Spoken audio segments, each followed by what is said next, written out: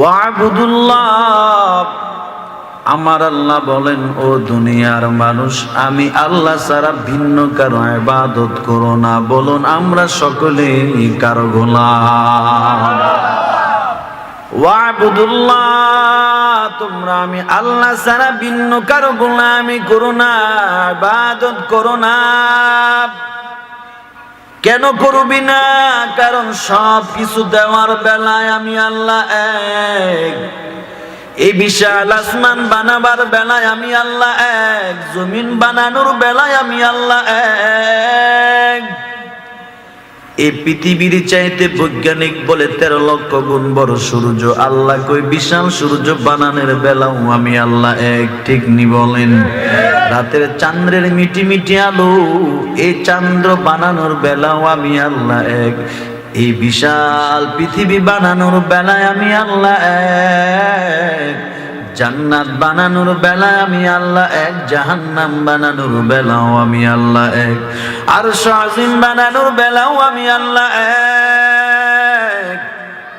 এই পৃথিবীর জমিনে যা কিছু দেখো, যত মাখলুকাত দেখো, সব কিছু বানানোর বেলায় আল্লাহ কয়জন?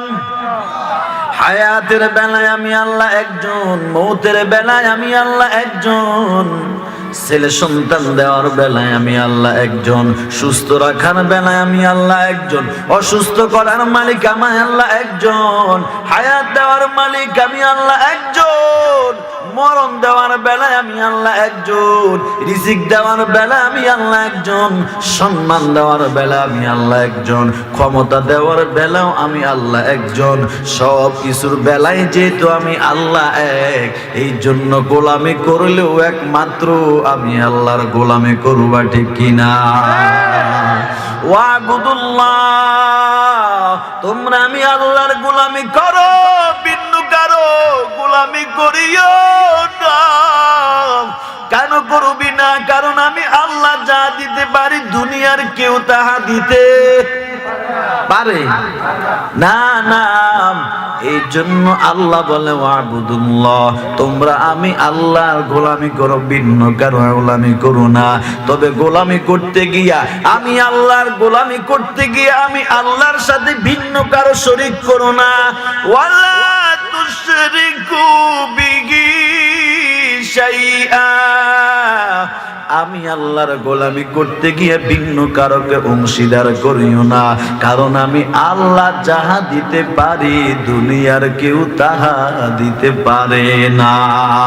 ঠিক কিনা বলে? এরা নবীর উম্মত, সেজদা দেওয়া সওয়াবের কাজ না গুনার কাজ? আরো জোরে বলেন।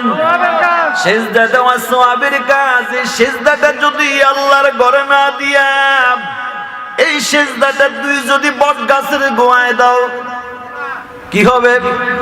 গুনাহ। এই সেজদাটা আল্লাহর কদমে না দিয়া সেজদাটা যদি তুই তুলসী গাছরে দাও তাহলে গুনাহ। এই সেজদাটা আল্লাহর না দিয়া যদি দুনিয়ার কোন ব্যক্তির কদমে দাও তাহলে শিরক গুনাহ। ঠিক কিনা? এই জন্য আল্লাহ প্রথমে বলেন ওয়াবুদুল্লাহ, তোমরা আমি আল্লাহর গোলামি করো।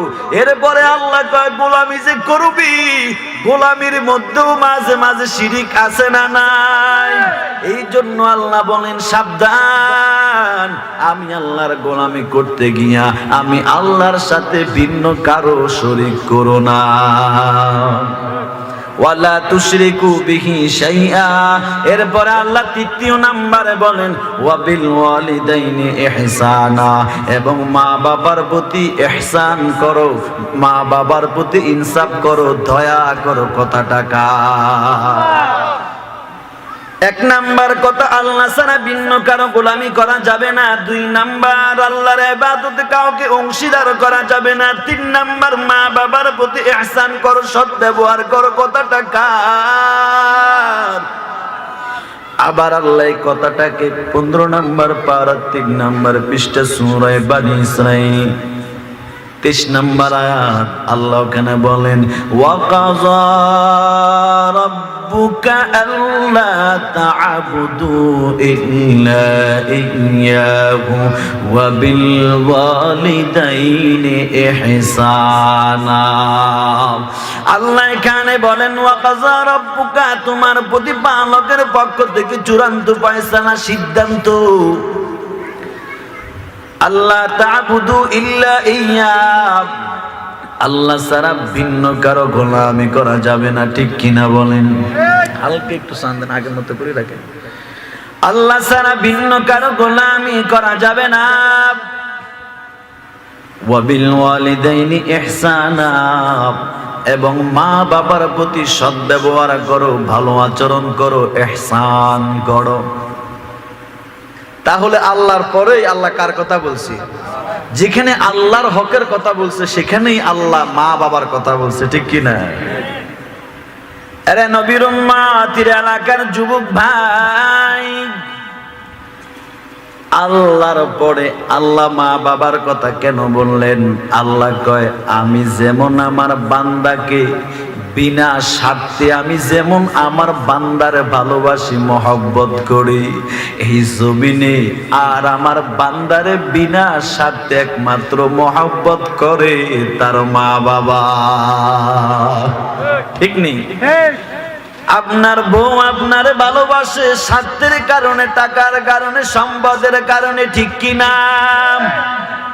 এই যে দেখেন খেলোয়াড় নাসির আরেক বেড়ার বউর বাগাই আনছে। ঠিক নেই? আরেক বেড়ার বউর বাগাই আনছো, তার ঘরে 9 বছরের একটা কন্যা সন্তান আছে। এই 9 বছরের কন্যা সন্তান পালায়া ওই মেয়েটা খেলোয়াড় নাসিরের হাত ধরে বিয়ে করে নিল। একমাত্র নাসিরের চেহারা সুন্দর না, না, কারণ নাসিরের চাইতে চেহারা সুন্দরওয়ালা যুবক বাংলাদেশে আছে না নাই? তাহলে কেন নাসিরকে বিয়ে করলো? 9 বছরের কন্যা সন্তান রেখে তদন্ত করে দেখ, স্বার্থ। ঠিক নেই?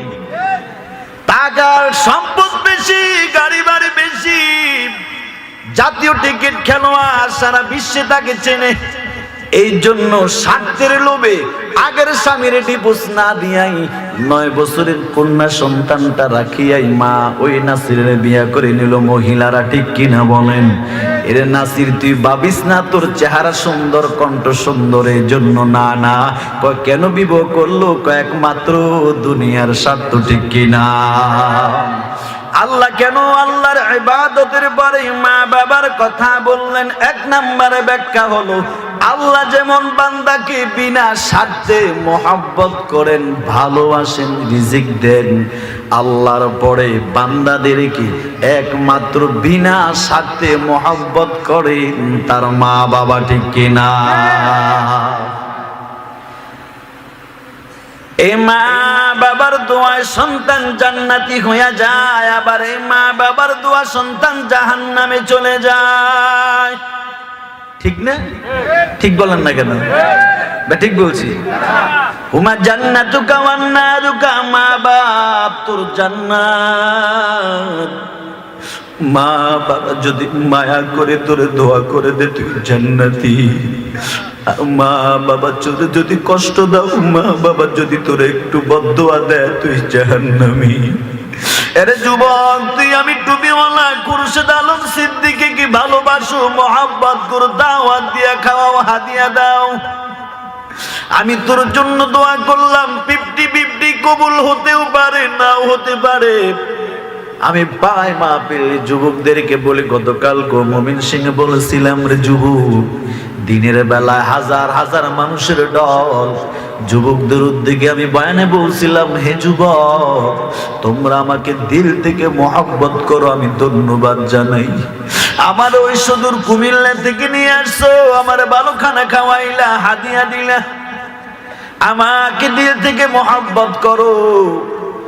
তবে আমি দোয়া করলে 50-50 কবুল হতেও পারে, নাও হতে পারে। এর যুবক, আর তোর মার তুই এত দূরের থেকে গাড়ি ভাড়া করে আনা লাগে না, এত টাকা হাদিয়া দেওয়া লাগে না, ভালো খানাও খাওয়ানো লাগবে না। শুধু তুই তোর মাকে বাজার থেকে একটা ওই রসমলাই, একটা দধি একটা আনার ফল কিনে তুই নিজের হাতে মায়ের মুখে যদি রসগোল্লাটা তুলে দাও, মা হাত তুলে দোয়া করার আগে আমার আল্লাহ তোর জীবনের সব পাওনা পরিশোধ করে দিবে। সন্দেহ আছে? আমার দোয়া 50-50 কবুল হতেও পারে, না হতে পারে। বাংলাদেশের কত বড় আলেম আছে, কাবা শরীফের ইমামকে দাওয়াত দিয়ে খাওয়ান, হাদিয়া দেন। 50-50, 100 না। কোন আলেমে ফতোয়া দিতে পারবে না যে 100 কবুল হবে না। 50-50 কবুল হতেও পারে, না হতে পারে। কিন্তু মা বাবা যদি সন্তানের জন্য দোয়া করে, এটা 100 কোন সন্দেহ। এর জন্য আমার থেকে বেশি মহব্বত করতে হবে কাকে? মা বাবাকে। এরা নবীর উম্মত, মা বাবা যদি তোকে দোয়া করে তুই জান্নাতি। এই দুনিয়াতে যত মানুষ আলেম হয়েছে, শিক্ষিত হয়েছে, সম্মানের 4 পেজ তালাশ করে দেখো, তাদের পিছনে দুটো কারণ। কয়টা কারণ বলেন? 1 নাম্বার হলো তার উপরে তার মা বাবার দোয়া। 2 নাম্বারে কারণ হলো উস্তাদ আর মুরব্বী আল্লাহওয়ালার দোয়া। আমি সম্মানের চেয়ারে বসি, এখন মানুষ আমার গাড়ি দিয়ে নেয়, বিমান দিয়ে নেয়। এত সম্মান, এত ইজ্জত, এত অল্প বয়সে বালিশে মাথা লাগায় চিন্তা করে খুরশেদ আলম সিদ্দিকী আজকে তোরে সারা বাংলার মানুষে চেনে, সারা বাংলার মানুষ তোর থেকে দোয়া চায়। এটা কি তোর শরীরের গরমে হয়েছে? তোর চেহারা সুন্দর, এলেম বেশি, আমল বেশি? কয় না না, বালিশে মাথা দিয়ে চিন্তা করলে বিবেক নামের আদালত জানায়া দেয় একমাত্র এই সম্মানের পিছনে কারণ হলো আমার মা বাবার চোখের পানি আর দোয়া। আমার উস্তাদদের দোয়া, আল্লাহওয়ালাদের হাত মাথার উপরে মুছে দিয়েছে দোয়া। এর যুবক, তোর মা বাবার থেকে দোয়া নাও। মা বাবা যদি দোয়া করে তোর জীবনের সব পাওনা পরিশোধ করে দিবেন আমার আল্লাহ। এই পৃথিবীতে কোন ব্যক্তির চেহারার দিকে তাকাইলে কবুল হজের জবাব পাওয়া যায় না। মায়ের নবী বলেন, নাজরাতান হাজ্জাতাম মাবরুরা। কোন সন্তান যদি মায়ার নজরে ওই মা বাবার চেহারার দিকে তাকায়, আল্লাহর নবী বলেন আল্লাহর সাথে সাথে একটা কবুল হজের সওয়াব তার আমলনামায় লিখে দেয়।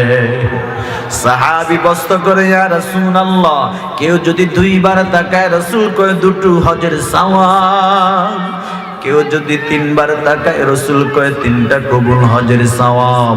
তাহলে যতবার মা বাবার চেহারার দিকে মায়ার নজরে তাকাবেন ততবার সওয়াব আছে না নাই? রাসূলের সাহাবী হযরত আকলামা রাদিয়াল্লাহু তাআলা আনহু, বুখারীতে ঘটনাটা এসেছে, ওয়াকিয়া এসেছে। রাসূলের সাথে যুদ্ধ করেছেন, যুদ্ধের ময়দানে শরীক হয়েছেন, বিশিষ্ট সাহাবী ছিলেন, মৃত্যুর শয্যায় পড়ে গেছেন। মৃত্যুর সময় আল্লাহর রাসূল সাহাবী হযরত আলী রাদিয়াল্লাহু তাআলা আনহু, হযরত বেলাল, হযরত সালমান ফারসি, হযরত আমর বিন নাওফকে পাঠায় দিলেন, যাও। রাসূল বসে আছে, হঠাৎ করে রাসূলের সামনে আকলামার স্ত্রীর সামনে এসে দাঁড়ায় গেল, ইয়া রাসূলুল্লাহ, আমার স্বামী আপনার সাহাবী হযরত আকলামা অসুস্থ।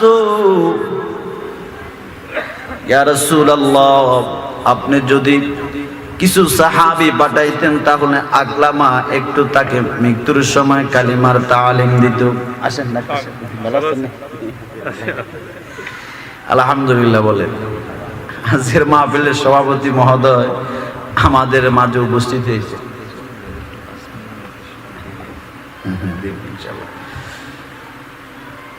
ব্যস্ত মানুষ, ডাক্তার মানুষ, ঠিক কিনা বলেন? এর মাঝেও যে সময় দিয়েছেন আপনাদের সাথে দেখা করার জন্য, এটা আসলে আন্তরিকতা আর ভালোবাসা। আল্লাহ কবুল করুন বলি আমি। হযরত আকলামার স্ত্রী এসে বলেন, ইয়া রাসূলুল্লাহ, কয়েকজন সাহাবী যদি দিতেন আকলামাকে একটু কালিমার তালিম দিত। রাসূল চারজন সাহাবী পাঠায় দিলেন, যাও আকলামাকে একটু কালেমার তালিম দাও। গিয়া হযরত আলী আকলামার কানে কানে কালিমার তালিম দিতেছে, পড়ো লা ইলাহা ইল্লাল্লাহ। কিন্তু দুঃখের বিষয় হলো আকলামার জবান দিয়া কালিমা আসতেছে না। কারণ কি? রাসূলের বিশিষ্ট সাহাবী যুদ্ধের ময়দানে অংশগ্রহণ করেছেন, তার জবান দিয়ে কালিমা আসতেছে না, বেঈমান হয়ে মারা যাবে। তার কারণ কি? বেলাল রাদিয়াল্লাহু তাআলা সাথে সাথে রাসূলের দরবারে গিয়ে কয়, ইয়া রাসূলুল্লাহ, আপনার সাহাবী আকলামাকে তো বারবার কালিমা তালিম দিচ্ছি, তার জবান দিয়ে তো কালিমা উচ্চারিত হচ্ছে না। রাসূল বললেন, কি ব্যাপার? সে তো আমার বিশিষ্ট সাহাবী ছিল, তার জবান দিয়ে কালিমা আসতেছে না কেন? সে তো বেঈমান হয়ে মারা যাবে। সমস্যা কোথায়?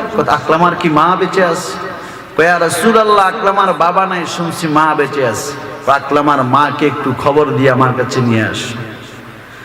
বেলাল রাদিয়াল্লাহু তাআলা আনহু দৌড়াইয়া গেলেন আকলামার মার বাড়ি। দৌড়াইয়া গিয়ে আকলামার মা বৃদ্ধা মানুষ, উঠতে পারে না, সোফা থেকে শুয়ে আছে।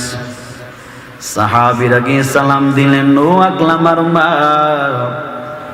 মায়ার নবী আপনাকে সালাম দিয়েছে আর বলেছে আপনি একটু পয়গম্বরের দরবারে যাওয়ার জন্য। আপনার যদি শরীর অসুস্থ বেশি হয় তাহলে রাহমাতুল লিল আলামিন আসবেন, আর যদি আপনি যেতে পারেন তাহলে চলেন। আকলামার মায়ের কথা শুনে চোখের পানি ছেড়ে কান্না করো সাহাবায়ে কেরাম। আমার মায়ার নবী আমাকে সালাম দিয়েছে, আমাকে খবর দিয়েছে, আমি রাসূলকে আসতে বলতে পারি না, কারণ যে রাসূলের চেহারা মুবারক দেখে আমি ঈমান এনে মুসলমান হয়েছি। রাসূলের চেহারা এত সুন্দর, আমি রাসূলকে আসতে বলবো এটা বেয়াদবি হয়, বরং আমাকে নিয়ে চলো বিশ্ব নবীর দরবারে। আকলামার মা পয়গম্বরের দরবারে হাজির।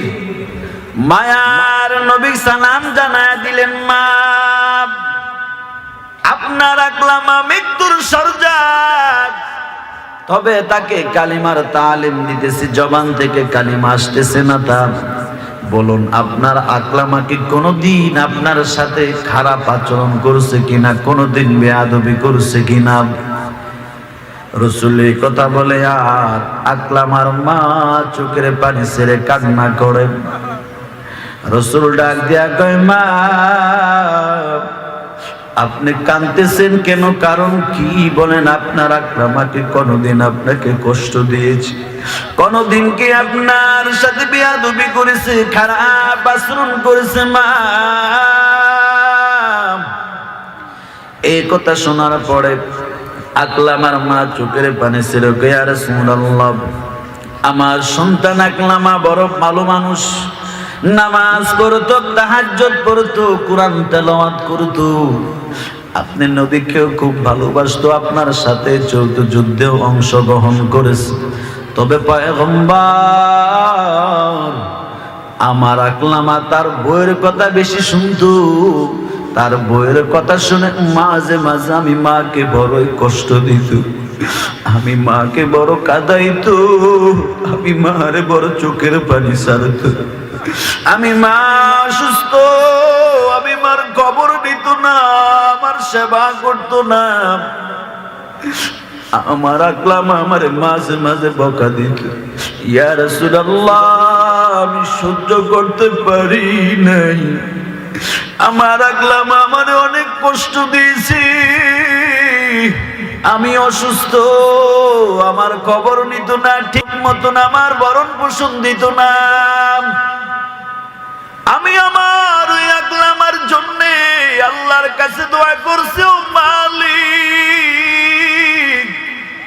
যে আমার সন্তান, যে সন্তানটার আমি গর্ভ নিয়ে আমি মা ঠিক মতো খাই নাই, ঘুমাই নাই, যে সন্তানটাকে গর্ভ নিয়ে আমি মা কত রাত্রে ঘুমাই নাই, কত রাত আমি সন্তানের প্রস্রাবের ভিজা জায়গায় রাত কাটাইছি, কতদিন আমি সন্তানের খানার ব্যবস্থা করতে গিয়ে আমি মার পেটে পারছিলাম। ও দয়ার আল্লাহ, আজকে আমার সেই সন্তান আকলামা আমি মারে বড় কষ্ট দেয়, আমি মার উপরে অত্যাচার করে, আমি মা চোখের পানি ছাড়ে। ও আল্লাহ, আমি মা দোয়া করতেছি আমার আকলামা আমার দুনিয়ায় শান্তি দেয় নাই। ও আল্লাহ, তুমিও আমার আকলামার শান্তি দিও না। আয় আল্লাহ, তুমি আমার আকলামাকে শান্তি দিও না। ও পয়গম্বর, আমি আল্লাহর কাছে দোয়া করেছি, আমার মায়ার নবী চোখের পানি ছেড়ে ডাক দিয়া কয় মা, এই জন্যই তো আপনার আকলামার জবান দিয়া কালিমা আসে না। আপনি মেহেরবানি করে আপনার সন্তান আকলামার যদি মাফ করে দেন। মহিলা চোখের পানি ছেড়ে কই, ইয়া রাসূলুল্লাহ, আমি আমার আকলামারে ক্ষমা করব না, কারণ এই সন্তান আমারে বড়ই কষ্ট দিয়েছে। আমি মা কত রাত এই সন্তানের জন্য ঘুমাই নাই। ওই সন্তান আমারে বড় হইয়া সুখে শান্তিতে রাখবে তো দূরের কথা, বইয়ের কথা শুনে সন্তান কত রাত আমি মা সন্তানের জন্য কান্না করেছি। রাসূলুল্লাহ, আমি অসুস্থ, আমার ওষুধ কেনারও টাকা নাই। আমি মার পেটে ক্ষুধা, আকলামা স্ত্রী নিয়ে আর আমি খাইতো ঘুমাইতো, আমি মার খবর নিত না। আমি মা ওই চনের ঘরে বসে থাকতাম আর তাকায় থাকতাম। আমার সন্তান নিয়ে আমি মার মা বলে ডাক দিবে, আমার মা বলে আমার সন্তান আমার নিয়ে একসাথে খানা খাবে। আমার নিয়ে আমার সন্তান আমার ডাক দিবি। কত রাত আমি কতদিন আমি খানার সময় কান পালায় রাখছিলাম, কিন্তু না না, আমার সন্তান আমার মা বলে ডাক দিল না। এর যুবক এলাকার মুসলমান, আজকে তোর বৃদ্ধ বাবা তোর ডাক দিলে তোর কষ্ট হয়। আজকে বিদ্যা বাবা তোর রাত্রের বেলায় যদি ডাক দে, আব্দুল করিম উঠ, আমার প্রস্রাবের ব্যাগ ধরেছে, আমার একটু বাথরুমে নিয়ে যাও, ওয়াশরুমে নিয়ে যাও। আজকে তুই বাবারে ডাক সহ্য করতে পারো না, বাবারে বৃদ্ধাশ্রমে পাঠাইয়া দাও। আর তুই তোর স্ত্রীর সন্তান নিয়ে আরামে খাও আর ঘুমাও। এর যুবক ভাই, অথচ তুই যখন ছোট্ট ছিলি ওই বাবারা নিয়ে বাজারে গেছো, বাজারে যাওয়ার সময় হঠাৎ করে গাছের ডালে একটা পাখি ডাক দিতেছি, তোর ওই সন্তানটা ছোট্ট তুই ছেলে বাবারা বলছিল আব্বু, ওই গাছের ডালে যে ডাকে এটাকে আব্বু বলছিল বাবা এটা কাক। আবার তুই বলছিলি আব্বু ওই গাছের ডালে এটা কি, বাবা মায়ার সুরে বলছিল আব্বু এটা কাক। আবার তুই একটু পরে গিয়া বলছিলি আব্বু এটা কি, বাবা বলছিল কাক। একবার নয় 10 বারের মতো তুই বাবাকে কোশ্চেন প্রশ্ন করেছো, বাবা একবারের জন্য বিরক্ত হয় নাই। বাবা মায়ার নজরে তোর প্রশ্নের জবাব দিয়েছি। আজকে বাবা গভীর রাত্রে তোর একটু ডাক দিলে তোর সহ্য হয় না, ঘুমের ডিস্টার্ব হয় রে বাবা। রাত্রে তোরে মশা কামড় দিছে, মা বাবা ঘুমায় আছে, একটু মশার কামড়ে তুই লাড়া দিয়েছো, কান্না করেছো, মার আরামের ঘুমটা হারাম করে মা তোর শরীরটা বাতি দিয়ে চেক করে, না জানি আমার সন্তানের গায়ে কি বসেছে। এরে নবীর উম্মত, কত রাত মায়ের ডান পাশে ঘুমাইছো, শীতের রাত্রে বাম পাশে ঘুমাইছো, মা ডান পাশে প্রস্রাব করে দিয়েছো, মা বাম পাশে নিয়ে গেছে, বাম পাশে প্রস্রাব করেছো, মা ডান পাশে নিবে জায়গা নাই। এবার কি করবে মা, তোকে কোলের মধ্যে নিয়া ওই তোর খাট বানাইছে মায়ের বুক, ওই তোর মা তোর প্রস্রাবের ভিজা রাত্রে সারা রাত কাটায় দিছে, মা ঠিক মতো ঘুমায়ও নাই। আজকে ওই মার তুই বৃদ্ধাশ্রমে পাঠা দাও। আজকে মা বাবার খবর নাও না, মা বাবা ডাক দিলে মা বাবার ডাকে জবাব দাও না। এর এলাকার যুবক, এই পৃথিবীতে মা বাবার মতো আপন কেউ না, দয়ালু কেউ নাই রে বাবা। আল্লাহ বলে ওয়াবুদুল্লাহ, আমি আল্লাহ ছাড়া ভিন্ন কারো ইবাদত করো না। ওয়া বিল ওয়ালিদাইনি ইহসানা, মা বাবার প্রতি ইহসান করো। আল্লাহ বলে আল্লাহর ইবাদতের পরে মা বাবার কথা বললেন, তার কারণ আল্লাহ যেমন বান্দাকে নিঃস্বার্থে ভালোবাসে, রিজিক দেয়, ঠিক মা বাবাও সন্তানকে নিঃস্বার্থে ভালোবাসে, কোনো স্বার্থ লাগে না, ঠিক কিনা?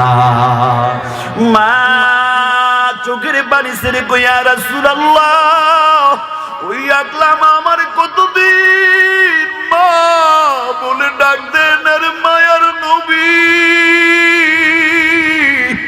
আমি মা ওই মাটির করে পড়ে থাকি, আমার মার কোনদিন একটা ডাক দেয় না।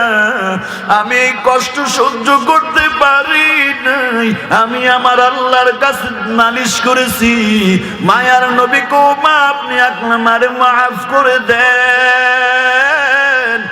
কারণ মায়ার নবী উম্মতের জন্য বড় মায়া, রহমাতুল লিল আলামিন চান না আমার কোন উম্মত বেঈমান হয়ে মারা যাক, ঠিক কিনা বলেন?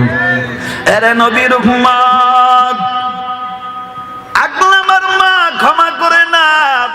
এবার রাসূল বলে যাও লাড়কির ব্যবস্থা করো রে।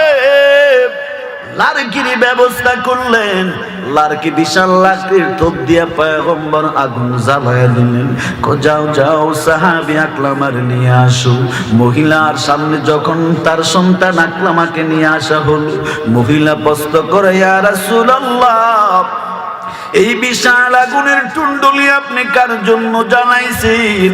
মায়ার নবী বলে অন্য কারোর জন্য না, আপনার সন্তান আকলামার জন্য। কি কারণ? কই যে আপনার মনে কষ্ট দিয়েছে, আমার আল্লাহ বেজার হয়ে গেছে। কারণ আল্লাহ বলেন রিদাল্লাহ ফি রিদাল ওয়ালিদাইন ওয়া সাখাতুল্লাহ ফি সাখাতিল ওয়ালিদাইন। মায়ার নবী বলে আল্লাহর সন্তুষ্টি মা বাবার সন্তুষ্টির উপর নির্ভর করে। এরে নবীর উম্মত, রহমতের নবী কই আপনার সন্তানকে আগুনে ফেলে দেওয়া হবে। মহিলা কি অপরাধ? আপনার সন্তান আপনার কষ্ট দিছে, বেঈমান হয়ে মারা যাবে, আর বেঈমান হয়ে মারা গেলে আপনার সন্তানকে জাহান্নামের আগুনে পোড়ানো হবে।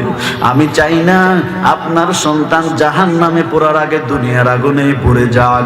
মহিলা ডাক দিয়া কই ইয়া রাসূলুল্লাহ, আমি যদি আমার সন্তানকে না মাফ করার কারণে আমার সন্তান জাহান্নামে যায়, ও পয়গম্বর, আমি যদি আমার সন্তানরে ক্ষমা না করি আর আমার সন্তান বেঈমান হয়ে যদি মারা যায়, আর আমার সন্তানরে যদি আল্লাহ জাহান্নামের আগুনে ফালাইয়া দেয়, ও পয়গম্বর, আমি মা সহ্য করতে পারবো না।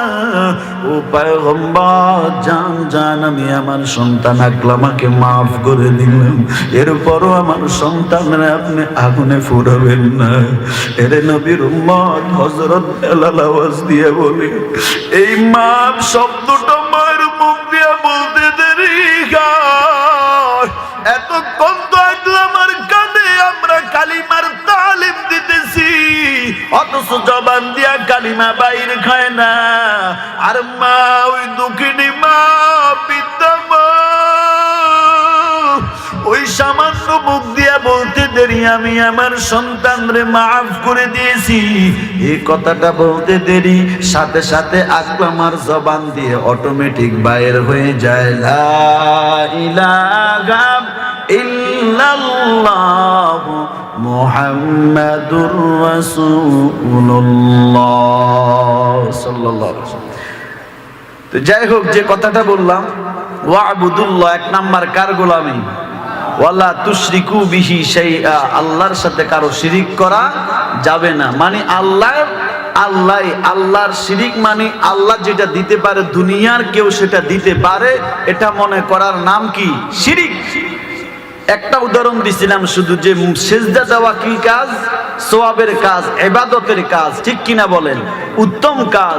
এই সিজদাটা যদি আপনি বটগাছায় দেন, এই সেজদাটা যদি আপনি ব্যক্তির কদমে দেন, এই সেজদাটা যদি আপনি কোনো তুলসী গাছে দেন, গাছের গোড়ায় দেন, তাহলে এই সেজদাটা ইবাদত হবে না, এটা কি হবে? শিরিক হয়ে যাবে, ঠিক কিনা বলেন?